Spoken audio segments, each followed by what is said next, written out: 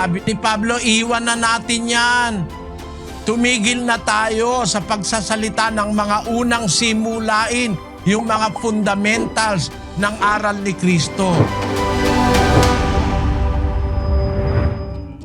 Yung pagpapatong ng kamay, hindi na yan pinapractice ng mga apostol nung bandang huli. Sa umpisa lang yan ang ministeryo ni Kristo. Pero bandang huli, hindi na sila nagpapapatong ng kamay. Basahin natin ang 5:23 ng unang Timoteo.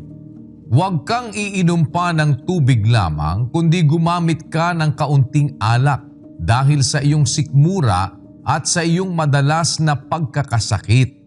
Kasi may sakit si Timoteo sa sikmura, madalas. Pinatungan ba niya ng kamay? Hindi nga eh. Si Pablo ba? Nung bandang huli ng ministeryo ng mga apostol, nagpapatong ba ng kamay? Si Timoteo nga, kasama niya araw-gabi, hindi niya pinatungan ng kamay na para gumaling ang sikmura eh. Ang ipinatong niyang kamay, yung tungkulin. Pero para pagalingin sakit ng sikmura ni Timoteo, hinatulan niyang uminom ng tubig na may halong kaunting alak dahil doon sa acidity na nararanasan ni Timoteo.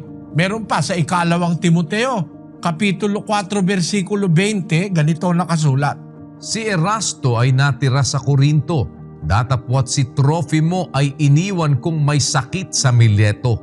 Hindi ba si Pablo nagmimilagro, bumubuhay ng patay? Bakit hindi niya pinatungan ng kamay si Trofimo nung may sakit? Kasi nung bandang huli, hindi na sila nag-practice niyang patong-patong ng kamay na yan. Ipinagbawal niya nga kay Timoteo yan eh. Unang Timoteo 5:22. Huwag mong ipatong na madalian ang iyong mga kamay sa kanino man, ni huwag kang makaramay sa mga kasalanan ng iba. Ingatan mong malinis ang iyong sarili. Pinagbawalan niya si Timoteo, huwag kang patong ng kamay kahit kangino. Madadamay ka sa kasalanan ng iba. Kaya sa tunay na iglesyang sa Biblia, yung pagpapatong ng kamay na pinractice nung una, sabi ni Pablo, iwan na natin yan. Magpatuloy tayo sa kasakdalan. Inakay niya ang iglesia sa spirituality, sa pagiging sakdal.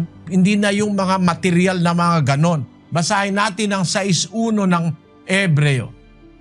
Kaya tayo'y tumigil na ng pagsasalita ng mga unang simulain ng aral ni Kristo at tayo'y mangagpatuloy sa kasakdalan na huwag nating ilagay na muli ang kinasasaligan ng pagsisisi sa mga patay na gawa at ng pananampalataya sa Diyos.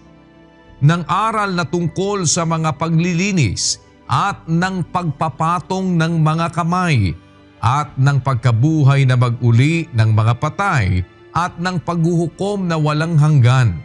Sabi ni Pablo, iwan na natin yan. Tumigil na tayo sa pagsasalita ng mga unang simulain, yung mga fundamentals ng aral ni Kristo.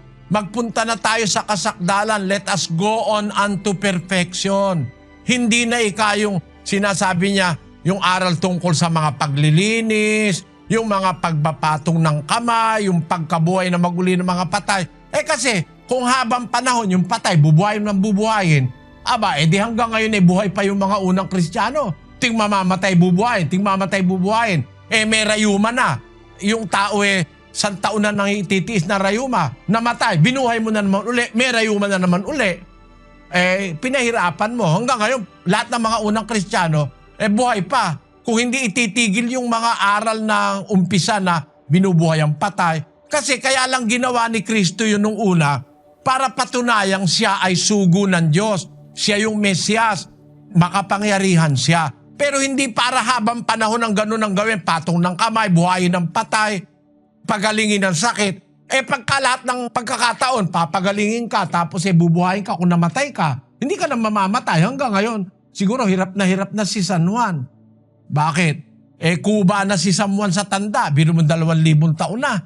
Paano ngayon gagawin mo? Kaya yung pagpapatong ng kamay, pagbuhay ng mga patay, yung mga paghukom-hukom, paghatol-hatol, iwan na natin yan, sabi ni Pablo.